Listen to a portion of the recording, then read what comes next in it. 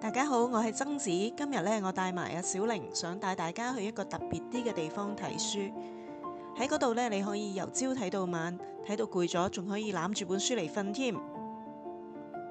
其實呢一間呢，就唔係一間書店嚟嘅，而係一間民宿。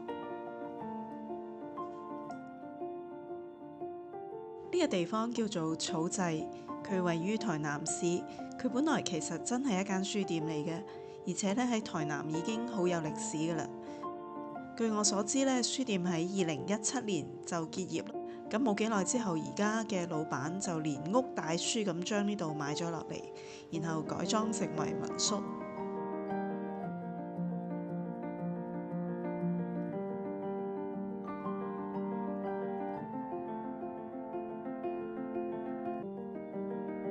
呢度嘅藏書量都好驚人嘅，就連我大學時候讀過嘅《說文解字》啊、《史記》啊都有。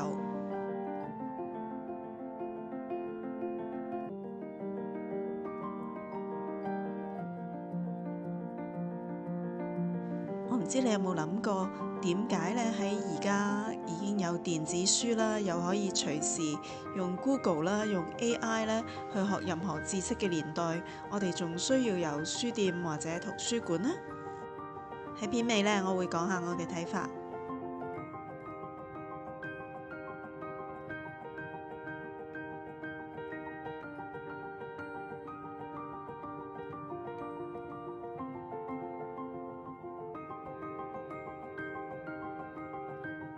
成間民宿咧其實好大嘅，有前後兩座啦，各有4層。後座咧就只係招待女生嘅。咁我咧就去過2次啦，都係住喺後座嘅。而家咧先帶大家去睇下我住嘅房。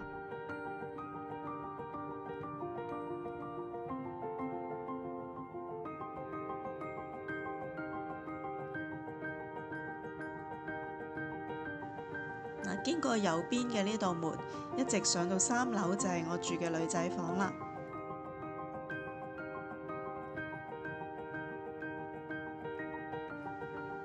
經過一列嘅書櫃，就會睇到住宿嘅床位。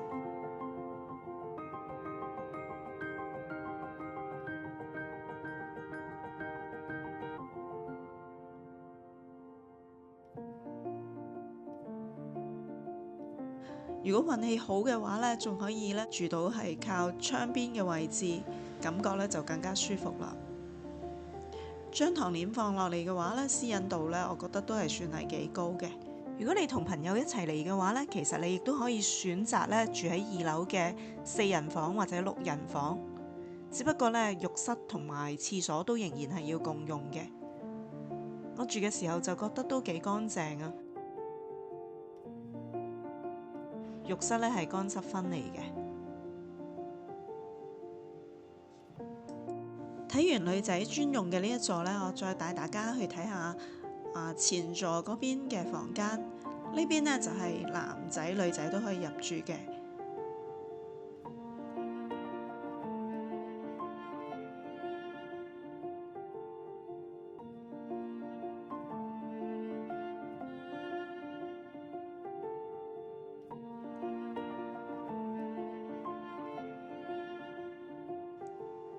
2樓同埋3樓嘅格局咧，大致上都係差唔多。等我帶大家上去4樓睇下啦。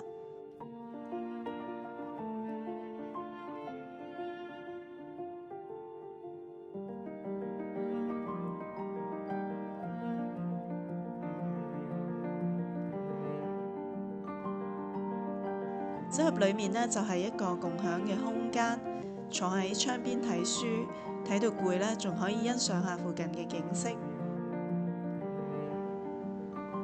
前面係台南嘅美術館，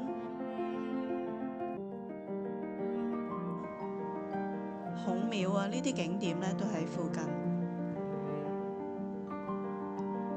裏面呢仲有一個共用嘅廚房，有提供小食啦、咖啡機，都係免費使用嘅。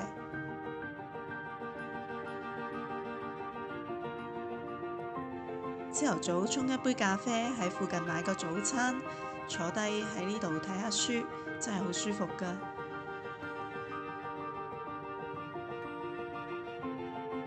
你亦都可以咧喺呢邊畫下畫，或者喺啲卡上面咧寫下你嘅心情。寫好之後咧，可以隨便掛喺牆上面，你亦都可以欣賞其他人寫嘅嘢。不過要講呢間民宿最特別嘅地方呢，就應該係後座嘅地下樓層啦。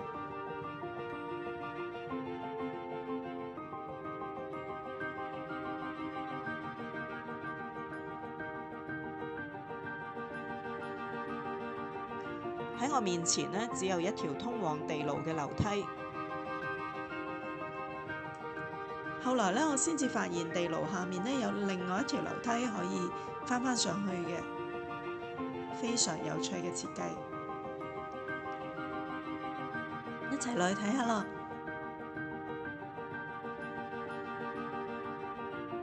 下邊呢，原來係一個展覽嘅場地，展出咗一啲嘅藝術品。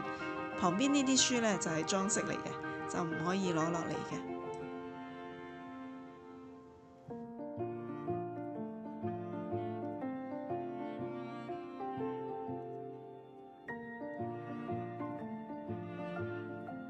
不過翻上去過到對面呢，呢啲書就真係可以攞落嚟睇嘅。對於我嚟講呢，呢度真係一個好特別嘅地方。或者等我答翻開始嘅時候嘅問題啦。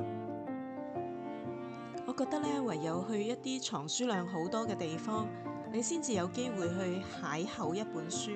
冇錯啊，係邂逅啊！你唔需要帶住既定嘅目的去揾某一類書或者某一本書嘅。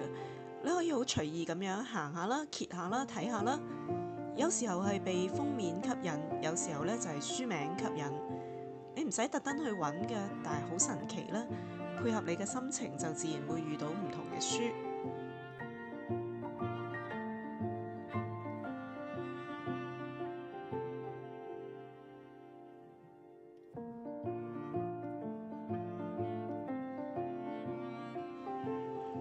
咁介紹呢就到呢度啦，唔知大家鍾唔鍾意睇我嘅介紹呢？